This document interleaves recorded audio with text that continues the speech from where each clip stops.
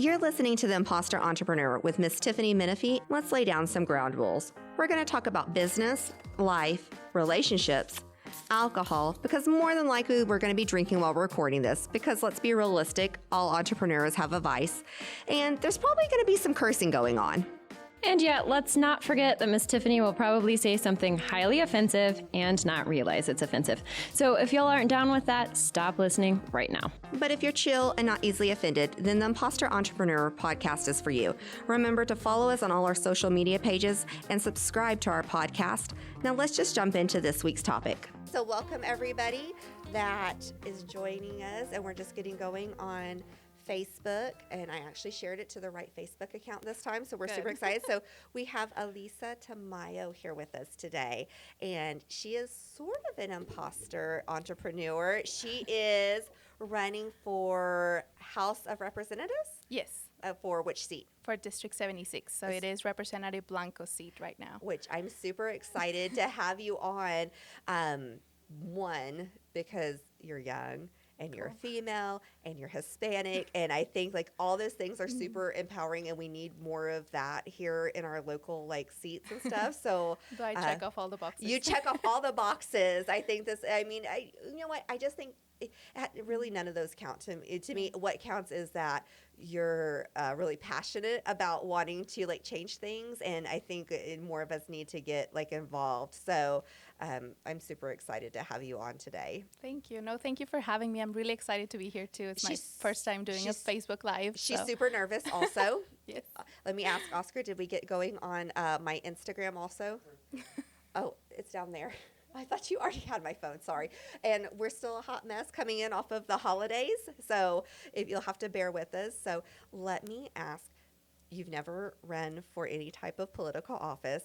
I'm going to ask you, how old are you? I'm 27, and yes, it's my first time running for office. It's your first time running for office, and so, but I feel like running for office is almost like being an entrepreneur, because you're facing a lot of the same challenges that we face as an entrepreneur all the time. Right. I mean, you're having to reach audiences, you're having to get engagement, you're having to make people happy, which is super hard because, let's be realistic, politics and just people just are not happy sometimes. Right. So, you know, so, I mean, what made you want to run? Totally.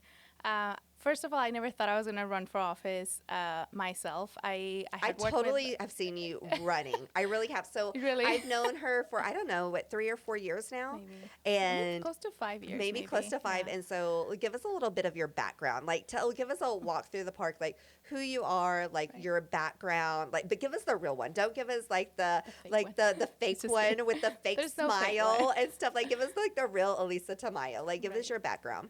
Yeah, sure. So I graduated from UTEP in 2010. I was born in El Paso. I was raised on the other side of the border. In Juarez? No, in Chihuahua. Yeah. Okay. So my parents are from Chihuahua, Mexican immigrants. My dad's lifelong dream was to come to the U.S., live in the U.S., live the American dream. And that did not happen until 2010 when I was 18 years old, 10 years ago. Oh my gosh. He was able to establish a branch of his business. He has a trucking company in Chihuahua, and he was able to establish or open a branch here in El Paso. And, you know, against all odds because he doesn't speak English well. And so he had me and my brother help him do all of that. So basically you are an entrepreneur. A little bit. Yeah, I mean, no, let's be realistic. I mean, a lot of families are entrepreneurs, and that's what your family is. So I agree. I think a lot of immigrant families or people like me that have to help their parents with that language barrier, that's true, totally. And my brother and I did that while we were going to college. I enrolled at UTEP that same summer. I moved here to El Paso. I first got my GED from EPCC because I had dropped out of high school in Chihuahua. Got my GED, went on to UTEP. Did you know English when you came over? Kind of, but I still had to do some remedial classes at UTEP. Don't worry, I'm still working on remedial classes in English also. You know, I mix words all the time, so. It was really helpful, though. I had really good professors there. And you know, I was able to complete my degree in 2014. And that's when I went into politics. I started working with Rep. Blanco.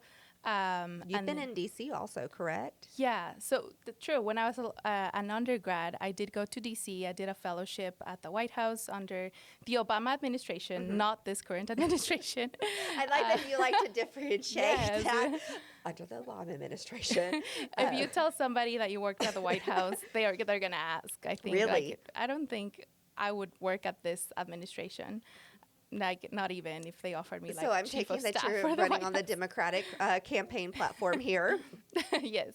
Okay. But it was an exciting experience. I think after that DC experience in 2012, I came back to El Paso, and then I started volunteering for Beto O'Rourke. So I was a district intern in the district office here downtown. And you know Beto, he's a great human. He's very inspiring, and he's somebody who it's very easy to support. Do you think he's going to be like the VP pick? I hope. I hope so too. I feel like he could bring in like a bunch of different people. Totally. You know, when he dropped out, I was like, I wonder what else he's Beto. Like, let us know. I mean, I'm sure you're not Beto watching O'Rourke. this, but I mean, we're all curious. So, but what's your degree in? Is it in Business. So so when I came back from DC, because I took a lot of political science classes over there, and I wanted to be a political science major. I always had that bug in me, but my dad, being my dad, is like, you need business background, you need accounting, you need real world experience. And I feel like when you go into politics, having that real world experience as a business person is super helpful. Now I'm finding it really helpful. Because, I mean, as you know, state elected officials don't make like a living wage, so you have to have another job.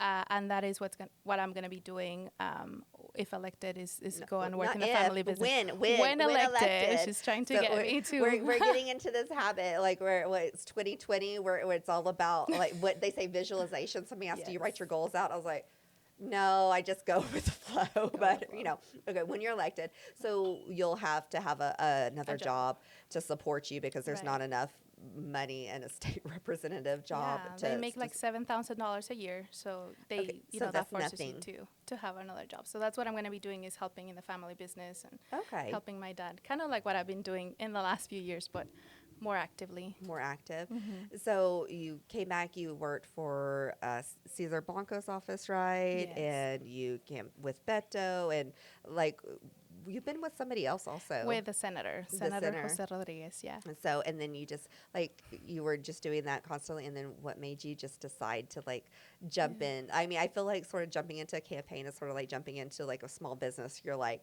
I think I can do it. Let's like start a small business, or let's start our own business. I feel like, jumping into campaign is like, let's start a campaign. It is like starting a business in a way, because you are responsible for a lot of things, managing people, hiring people to help you with different things. And so it is kind of like running a business. And, never thought I was going to do it. But I think we saw it when Trump got elected. I think the anti-border rhetoric became so predominant, and something that the Republican Party has been using to get elected and to push their agenda with like fake news, like lies. Like they lie about the border all the time.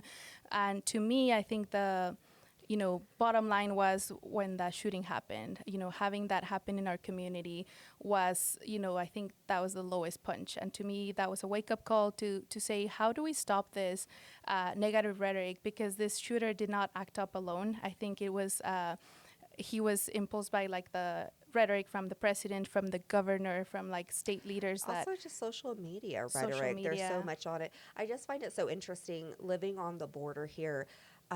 We have such a different perspective of what's happening in our community versus the nation. And even like I have a bunch of good friends that are, say, in Dallas and things like that, that are part of the Hispanic community there. And their perception of the Hispanic community here in El Paso or on the border towns is so different than what actually is happening. Right. And so I just have found that really interesting, talking to my friends that, are part of the Hispanic community but not on a border town, and how they view us versus what's actually happening here and stuff. Because I had one the other day, they're in Dallas, and he was like, asking about the border wall, and I'm like, we've always had a border fence, we've always had a border wall. I mean, it's been there, and you go out past here and it just stops. So like, what's the point? Like, just go around it. Or, like there's just like ridiculous things. And it's like, wait, what do you mean it just stops? So FYI, if you didn't know, the border fence in El Paso, once you get to one side or the other, it just stops, and so, but, thanks, Oscar, for turning my cell phone down. I appreciate that because I'm a bad podcaster and I forget to turn things down. So it was interesting. I was like, well, how do you not know that? But like, if you don't live here, then you wouldn't know that. And so I think the perception. And if you hear like state leaders talk about the border being a war zone or like some sort of invasion from the immigrant community, so it's like, you're going to believe what they it's say. like, how do they know? And, this was somebody that, is, very active in his community and his outreach for the immigration population in his area, and still the misconception of what's happening here on our border, and he's not very far away, 9 hours away, is still completely different than what's actually happening. So for me, I look at it and be like, well, if there's so much difference there, like what do other people that have no touch within our community really see? And so I think that's really important. It's been very interesting and sort of eye-opening, talking to people as I travel and stuff, and listening to what they say. And so that's like really like what like just made you like jump into it? Yeah, that inspired me and said, like, it's not just a gun control problem. We do have a gun control problem, and we could address that with more laws, background checks and other things. But I think at the end of the day, it really is the rhetoric and how we talk about the border, the misinformation that is spread out there. And how do you stop it? I think it is by electing people who look and talk like us and who have that story. And I feel like my story is not unique in this community. I share that story with a lot of people who are first-generation Americans like me and who believe or know that we're some of the hardest working people, that we come here in search of opportunity and not to take away anything from anybody, but to give and to give back. And so that's what inspired me to run, is like, we need to speak with our elected officials, tell our stories, and speak out of the border in our terms, and not let them take the lead on how they express themselves about us.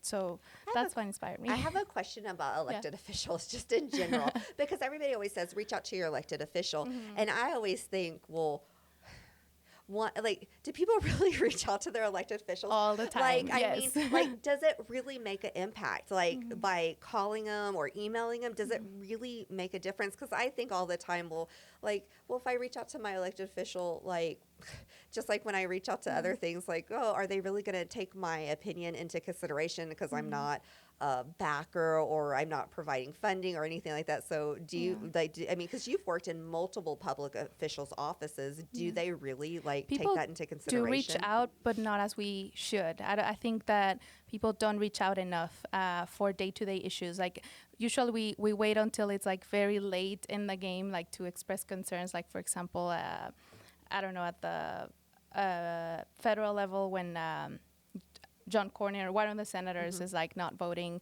to preserve like some of our native lands or something. That I remember getting alerts from like action funds that you really want to stop. And it's like, oh, contact your elected official. But I think it should be done more often, like more proactively, not wait until like the last minute.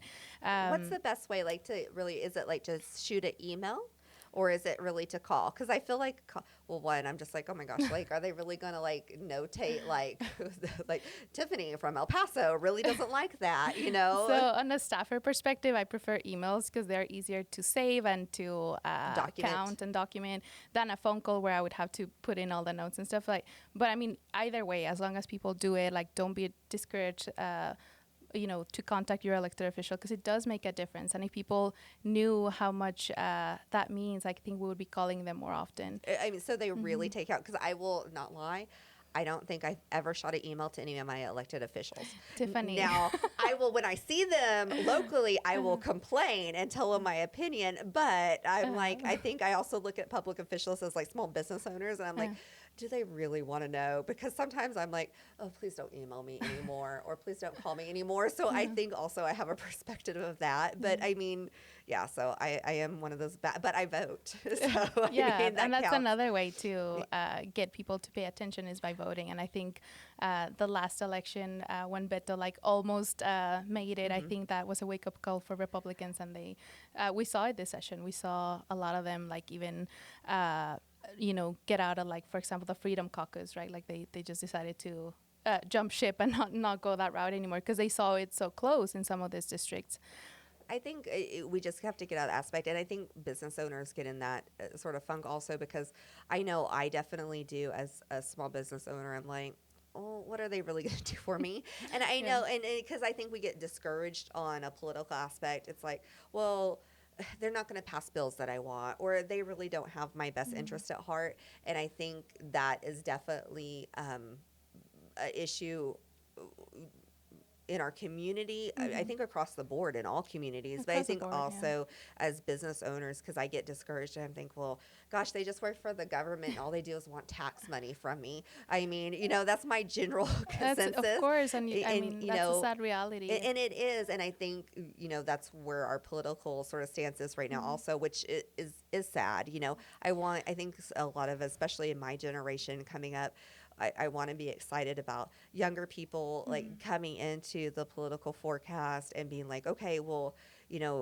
they have my interest at heart. It's not just, Snow Joe that works for his dad for the attorney's office that, oh, well, my dad was a representative, so I'm going to be a because I feel like that's a lot of what's now, and sorry if I offend anybody, because I really know nothing about politics. It's just my personal opinion, and sometimes that's not right. But and I think the way to change this culture is by getting people involved in politics and by giving even small amounts of money. You would be surprised like how they go a long way. Like small donations can really change like a candidate's perspective. I know AOC is like the queen of like small donations and not taking PAC money. I have no idea what AOC is.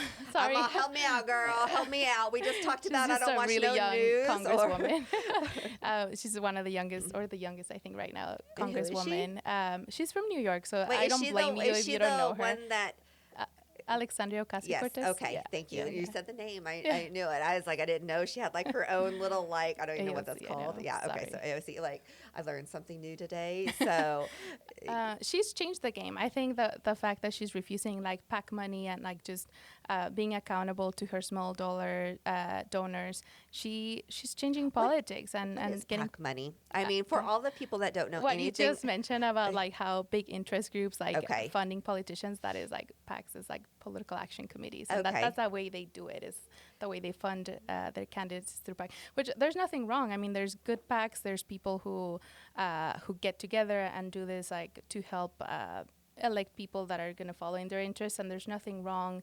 in some of those, but there's others that don't have the best interest of the people at heart. Like maybe oil companies are not going to care that much about the environment as much as making profit. And I think what we just talked about, so I'm going to be sitting on one of the legislative committee for the Auto Body Association that works with it. That's a great way to get involved. Yeah, so getting involved with that. And so our goal is to, go down and have legislation days and stuff with the next session and be able to support, because we're looking at consumer rights.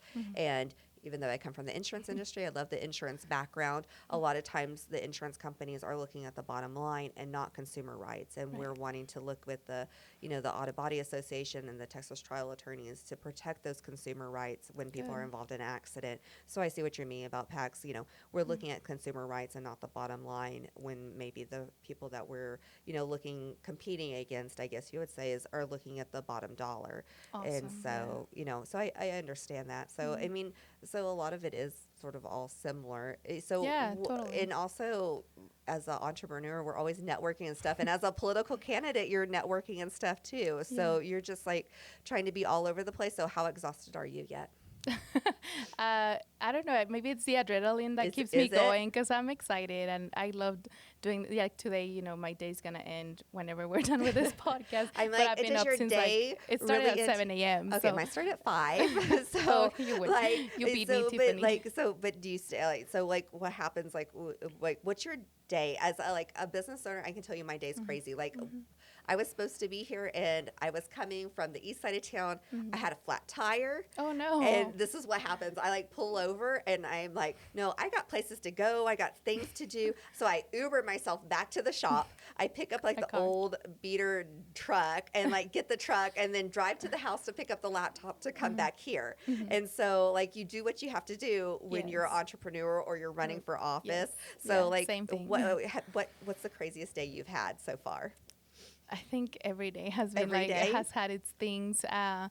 And I try to spend most of the time talking to voters and then raising money for the campaign, because sadly, like, campaigns cost money, and if you want to get your message to enough voters so you can actually win the election, then you have to raise money. And so I do spend a lot of time, like, on the phone trying to get, like, people to donate, and then talking to voters So in the basically, district. she relates to a salesperson really well, because that's what you're having to do. You're having to sell yourself. Yeah. I mean, that's the same as entrepreneur. I'm selling myself, okay, not in that way, just so to clarify.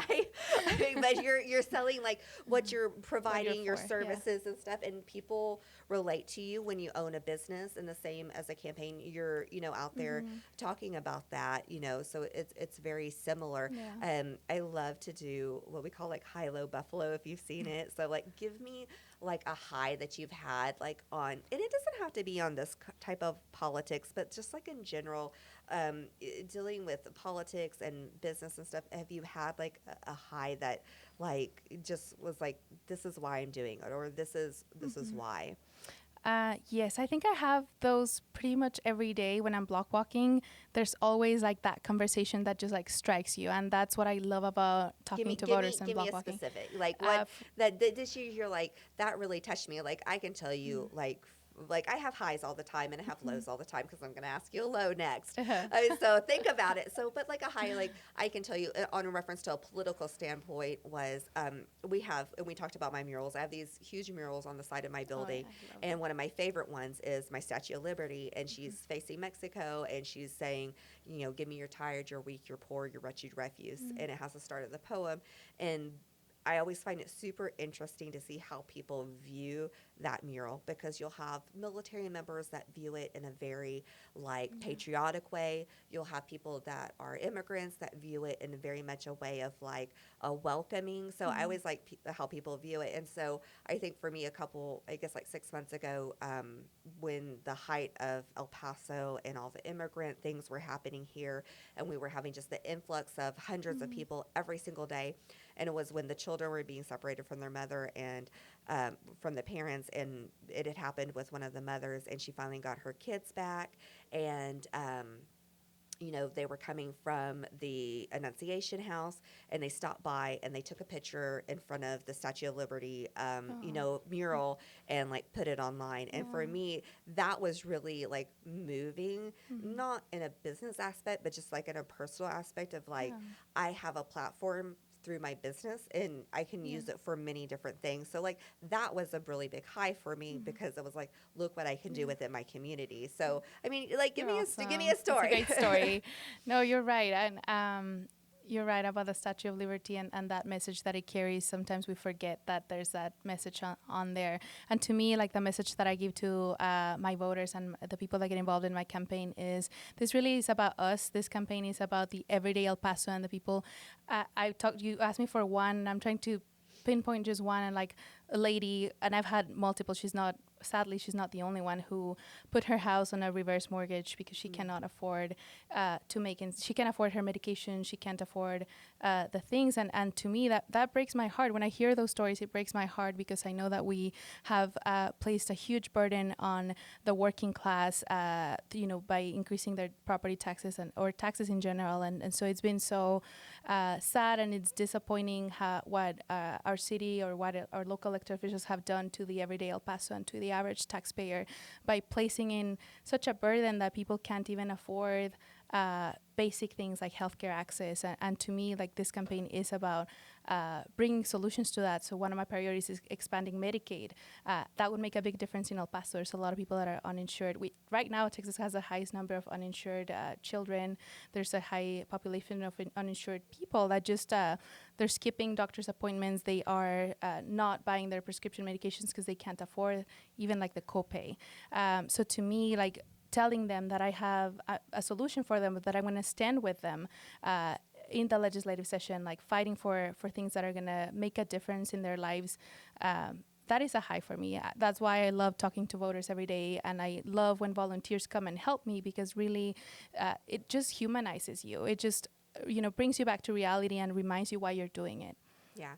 I mean, I'm not gonna lie, I'm one of the uninsured. Like, I'm sure I could afford the health insurance, but I also have the aspect of like, okay, well, why am I gonna pay $600 or $400 a month just for myself, and then only 40 or 50% of the bill is paid, and like I could put that money elsewhere and be able to afford it. And I mean, I don't know. I have coming from the insurance industry, I have all kinds of opinions about the health insurance stuff. We could go like a whole nother like segment on that. So, but I mean, it is what it is. And I mean, if you become an elected official, I may pick your brain about that and tell you my ideas about it. Because I think sometimes, and I think as business owners also, we get all in our own heads. And I feel like sometimes politicians do that also. And we forget like, hey, let's pick the brain of these people that maybe have a direct insight on the base level of what the problem, instead of like going from the corporate level down, because sometimes when a problem reaches the corporate level, those people really have no connection with that, what's actually They're very happening. out of touch with reality. Yeah, on the ground level of stuff. And I think as business owners, we have to remember that also, because sometimes I get to that high of like, I don't know what's happening on the ground level, and I have to remember, okay, I need to be actively still involved in my business and my community and stuff like that to know where everything lies, instead of just getting to the point of like, okay, well, I think I have an idea of what's happening and let me have a solution, but I don't really know the true problem and stuff. So, you know, I totally see that, because I mean, I'm one of the same ones. I don't have health insurance, and I'm like, what's the point? You know, it goes back and forth all the time. Some people see the border as, you know, we're very blessed here, because when I didn't have health insurance and I was a UTEP student, I would go to Juarez and get my medication over there, had no problem, you know, walking across, getting what I needed and coming back. I order my medication from Canada. Oh, you do? Look, you're so creative. I mean, the other border, you know, because now they have like these great apps, like you can just have it on your phone, and like if you're not dying of something, I'm like, oh, I have a common cold, and it's like $39.99. I download the app, and it's like a video chat with the doctor, and I tell them my symptoms, and they call me in a prescription, and so I can get it like call in like a 20 like next day delivery from medication from Canada. So I'm all, you know, I'm all about solutions as a business owner. So I want to tell you, I want to say, I would like to see the statistics of small business owners who don't have health insurance, because I think it's really high, because it is one of the last things as a business owner that you're thinking about. You're like, I have payroll, and I have taxes, and I have this, and I have to pay mortgage and bills. Like your health insurance and your personal stuff always comes last. I mean, and I'm sure you're like that also. It's all your campaign and everything, and your personal stuff comes last. Yeah, sadly. But then what if like God forbid, but like an accident happens or something, you have no control, and you see that every day. Like you see car accidents all the time. I'll pull the plug. So, no, I'm just kidding. I mean, that is what my medical directive says, but you know. But it shouldn't be the case. I feel like if we make healthcare more affordable for everybody, and how do we do that is by having more people have access to it. Because right now what happens is, like, statistically, sadly, people are going to end up in the ER, and then if they don't have insurance, like the hospital has to make it up some way. So they have to raise the premiums or the costs, the prices of their services, like for everybody else who does have insurance. So what happens is, like, we're just inflating the cost of healthcare overall. So to me, it is important that more El Pasoans, more everyday Texans have access to healthcare, so we can bring the cost down. Yeah, I think so. I asked you, give me a low. Have you had a low? I've had many. I mean, I have them all the time. I'm like, I told my, if you haven't heard, I'm like always, this is why I have like fake eyelashes. So when I cry, my mascara doesn't run, and I don't have to like wipe my eyes and have black stuff all over my face. I mean, I think we all have lows. We make mistakes all the time. I know I make mistakes all the time. I'm like, oh crap, like why didn't I do that? You know, the hindsight is a bitch. Like that's like my motto. And I'm like, oh gosh, like what was I thinking, or why did I do this, or like, you know, I should have known better. I mean, like pick one. Do you have like a low like recently that you're like, crap, like I wish because that makes us human. And I think sometimes, especially on like campaign levels or business levels, people see like, oh, you're the business owner, or oh, you're the candidate. Like, you know, they're great at picking out nitpicking stuff, but having somebody actually be like, hey, I jacked up, or hey, this is a low, or hey, I was upset. And I try to be good at that, because I want people to be like, look, I'm real. Like, you know, like I'm not perfect and stuff. And sometimes I talk about stuff on here, and they're like, oh my God, Tiffany, I cannot believe you talked about that. And I'm like, but it's really what happened. And it makes people like, we all jack up because I think sometimes we look at political candidates like, oh, we don't have access to you, or oh, you're on this level over here and like we're over here, so we don't have that access. And I think business owners sometimes are like that also. Like customers look and like, okay, the business owner is like in like somebody that they can't, have correspondence with, or if they do, they're on a different level of communication and stuff. Because I even see that sometimes, like in my business, like I'll have customers and they'll like nitpick at my employees, and then they're like, can you call and handle it? And I'll call, and the customer's completely fine. And they're like, oh my gosh, why? Like, why were they such a butt to me? But then you get on the phone and there's like no problem. And it's because, people like view like, oh, because you're the boss or you're the business owner or you're the political candidate. Like, I don't know, like, maybe, I don't know. I just think it's weird. Have you ever had that? Has anybody else ever had everywhere. that? I have them every like, day. It's not easy. When I'm trying to raise money, and then I'm very bad at asking for stuff. And so I am horrible about asking for stuff. I'm gonna like beat around the bush, and if I ask for something, usually it's like I start off. I have this bad habit. I'm like, I'll tap the table and be like, so Elisa, how you doing? Yeah. So I have a big grin on my face, and and they're like, just get it over with to me. Like, what do you want? I'm like, so can you like support me? Like, so I get it like asking for stuff, but I think, you know what?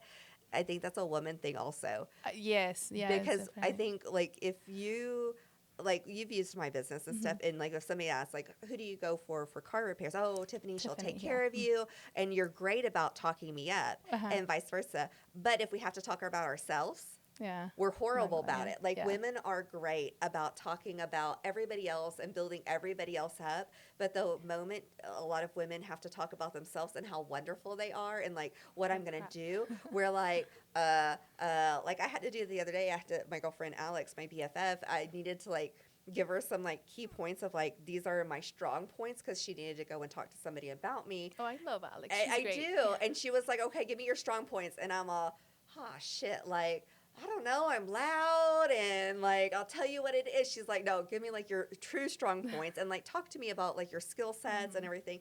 And it's really hard to talk about that stuff. And I think as women in business, it's hard. It's hard to be like, oh, I'm so wonderful. But I don't think men have that problem. Well, a lot of the men I don't. They're very egotistical sometimes. Sorry, dudes, just saying.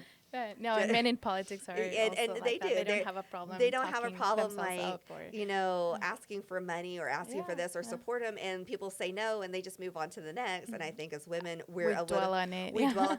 Well, why wouldn't they? And they don't like me or this, and so it could be hard. Because I know even in business sometimes I'm like that. I'm like, oh, that person's so friendly with me, and then they wreck their car, and then they come get it fixed with me. Why? Like, why wouldn't they? And so I think it's like a never-ending battle. But that's just women in general. But I think we also have to embrace it because, like, okay, that's one of our weaknesses is like promoting ourselves. Like, well, then okay, well, if that's a weakness in me, then maybe I need to be really good about promoting all the other women in my life. Yeah, and I think I would like to challenge all my girlfriends and the women out there. Like, if you're not good about promoting yourself and being like, hey, this is how wonderful I am, and this is what I deserve, and this is what I deserve in life. And if you can't do that for yourself, at least do that for all the other women that are in your life, and they'll do it back to you. I mean, it's hard. I mean, it's just like when women have to ask for raises. Men ask for raises all the time, and if you ask a woman to ask for a raise, that's like one of the hardest things. I've even like, I remember, people ask me, well, how do you go and ask for a raise? And I mean, the first time I ever had to ask for a raise, or like if you're having to ask for a political donation, I mean, I broke out like in hives, like my neck's red and I look like I have a rash and my cheeks are bright red. And I'm like, like all stressed, and then I suck it up and do it. And like, it was such a physical reaction having to ask somebody to like give me a raise that like I was still looked like that like 2 or 3 hours after the fact, because it was just so stressful to me. But I learned how to do it. And so how have you been? So is that one of your lows, having to ask for like ask for money, and then people saying no, I'll think about it, or I'll let you know. I'll let you know, and then having to deal with it or follow up. But I mean, I'm happy I'm doing it because I'm learning. Right now. I mean, let's give me your spill. Let me hear your spill. I'm gonna make you have a low right now, Lisa. Give me your spill. Putting me on the spot. Yes, I am. Yeah. No, and actually, I think, going back to what we were talking about earlier, like getting people involved in local races and in politics, it's what's going to make a difference. Yes, I'm going to ask for money to you and your listeners, because I do need to get everyday El Pasos. Where do we go if we want to make a donation? So elisatamayo.com, and we can share it on your We will share it on the live. We'll link it on there. Click on the donate, the contribute button, and yeah, whatever you can give, everything goes a long way. I think it goes to saying how many people are behind this campaign and how many people want to see an everyday person be their voice at the state level. So I think that's super important, and I've seen you throughout the years that we've known each other and grow and stuff, and I'll go into that here in just a minute. But let me ask you, so if you haven't heard, so we always do high, low, and then we do a buffalo. So what is buffalo? So a buffalo is okay, and I get it, my sister-in-law laughs at me because I get it from her because she does it with my nieces, and it's a high, a low of your day or life, and a buffalo is something surprising. Mm-hmm. Have you had something surprising that's just happened and you're just wow, I didn't expect that, that you just it's stuck with you? Because I have moments like that all the time. It just depends. Have you had one recently? Yeah, I think I had one yesterday. I was phone banking, calling voters. There's this huge list of the voters that I'm calling and introducing myself. Telemarketing. So all my telemarketing people out here, you can relate to her. Totally. So dial number. This lady answers and she starts asking me a lot of questions. She's asking me about education and my positions on healthcare and all these things, right? And I'm stumbling because usually people don't ask a lot of questions when you're phone banking. They're a lot of them don't talk to you. A lot of them are oh, okay, yeah, I'll think about it, or yeah, I'll support you. It's kind of a short conversation. And with her, I think I spent 10 minutes, that's awesome. Answering her questions, and she was not easily pleased. And nothing I said to her was, or at least she didn't react positively. So I was okay, I'm ready to end this phone call and just bye. And she surprised me. She was you know what? Actually, I really like what you just said. I'm going to give you money. And she even said, I'm quoting here. She said I'm poor, but I think I can give you $100. And I was not calling to ask for money. I was just calling to ask for her vote. But she said, tell me where to send the check, and I'm going to send that to you because I believe we need people like you. So she surprised me because she was being very tough on me. But then at the end, not only did she say she was going to vote for me, but she was going to send a check. So that was a really cool thing that happened. That you're this is why I'm doing it, to help change our political forefront and stuff for people like that. Mm-hmm. I think so. I mean, things are surprising all the time. You just never know how people are going to react to you and things like that. And I've seen you very passionate about our local community and things like that. And I think that's why we relate really well. That I'm not from here. You're not. Well, I mean, you grew up in Chihuahua, but you've been here since you're 18, so you're not here originally either. But we have a love for the community, and I think people see that in each other and stuff, and so you build your tribe and things like that. So, and there's nothing wrong with not being from here. I think actually it gives you kind of an advantage, because if you're not from here but you choose to be here, it's you're choosing to be here for a reason. Mm-hmm. Having options, or being elsewhere, having the opportunity to live somewhere else, and you still choose to be here in El Paso, that just speaks, I think even higher of you. People should acknowledge or give us more credit for choosing and wanting to be here. El Paso is a wonderful city, and there's tons of wonderful cities around here, and you just have to find the community that you fit well in. Yeah. And I think that's really important when people talk, about my city's this great and this, and every city, has wonderful aspects to it. You just have to find your community that, you fit in really well with. And for me, my community here has been so supportive and uplifting to me. So for me, Buffalo today would be that I was in a meeting and 9 or 10 people had wonderful things to say about me during the meeting, and that was really motivating and really okay, I spend a lot of time and effort counseling and advising people as a business owner, where maybe I should be working more on sales and working on different things. But I think you're paying it forward. I do. I think people realize that, and I think the same on the political aspect. You take 10 minutes to answer all these ladies' questions. Mm-hmm. You know, when somebody calls and asks me a question about a car accident or something, you know, spending that 10 or 15 minutes walking I can them attest through. to that. You were so patient with me when I got into you those know, and accidents. it's like, okay, well, maybe, you know, she may not send the money, but she may. And so I think that aspect, you know, of that caring and things for that, because sometimes I feel like especially with politicians, they put on a fake forefront. And I think that's what's turned a lot of us off. Because, like, even earlier today, me and Oscar are talking. He's like, well, we're talking about stuff. He's like, all right, I like to throw Oscar in there all the time. Sorry. He's like, you know, he's like, well, are you going to censor yourself? And I'm like, oh, hell no. Like, I'm not good at censorship. I'm just not. I'm never going to run for political office. I would be horrible at it. I would probably be, like, burned at the stake. I think people crave more, like, genuine people in office because of what you were saying. And I think so. I think, like, we're so tired of that fake profile of, you know, that answer, and they're like, oh, I'm just like, oh, like, I don't even want to listen to them because I don't believe anything they're saying. So to see younger people like you coming in and having that passion, but also not being fake, like, thank you. I'm like, please don't be, all the politicians running for office, please stop being fake. It drives me crazy. Like, I'm like, really, why? Like, I don't believe you. I don't think we could have a drink at the bar, person, because I don't believe anything you're saying, and I just think you're a liar, you know? So, like, let's have something real. So, I mean, you know, it's just personal opinion, sorry. So I think a lot of people would agree with you, and but I mean, I also think that it's a way that you are trained, just because it's not easy, like, to talk to a media, or for me doing this right now is like, she was super nervous, and she's doing great. She's doing great. You know, it's not easy. It's not, because I think also on a political standpoint, people chastise you for a lot of different things. Yeah. And props for you for, like, going out there, because it's not easy putting yourself in like out in the public like that and stuff. I mean, I'm very minor in the public, and like, I've not had a lot of kickback and kickback from my mother. Sorry, Mom. But she's the one that's, like, had the most complaints about stuff. But, you know, but for the most part, I really haven't had complaints. But I can imagine on the political aspect, because you're either going to be on one side or the other, and then trying to please people and make it, you know, it can be very, I'm sure, harsh. So I like, props to you, because I feel like you got some real cojones to be able to do that. I mean, dude, it's hard. People are mean, you know, especially in today's age with social media and how negative people can be, because, you know, it's just a comment on the social media that you don't, like, a lot of the comments people make, like, you would never say that to somebody's face, but they'll say it on, you know, a social media platform or something like that. So I think it takes a real strong personality to be able to step up and do that. So y'all make sure, and I was told I need to wrap it up between like 35 and 40 minutes, because I'm a chatter. So my bad, everybody, for that when I talk really long. So go ahead and y'all make sure y'all follow. What's your Facebook page?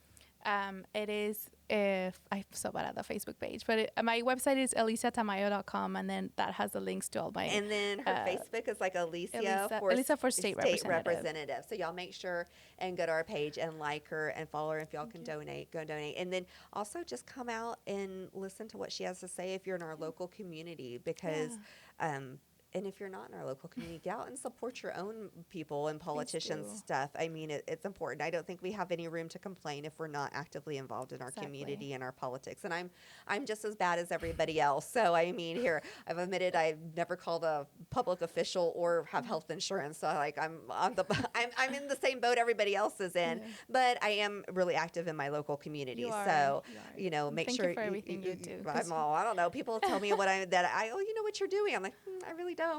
We're just winging it, but we wing it our entire life. So I think you're really good about bringing people together and, like, making sure that, you know, people are included, and you're very patient. I am with your clients. I love it that when you say patient, because that is not a word. I mean, I've been your father would times. describe me as patient is not the word. So, but y'all make sure and go out and support Elisa, and y'all tune in and make sure y'all follow us on Imposter Entrepreneur, and then we'll have this up on our podcast here next week. Awesome. Thank you so much. You're welcome. Tiffany. Y'all have a good one, guys. We'll see y'all later. Bye.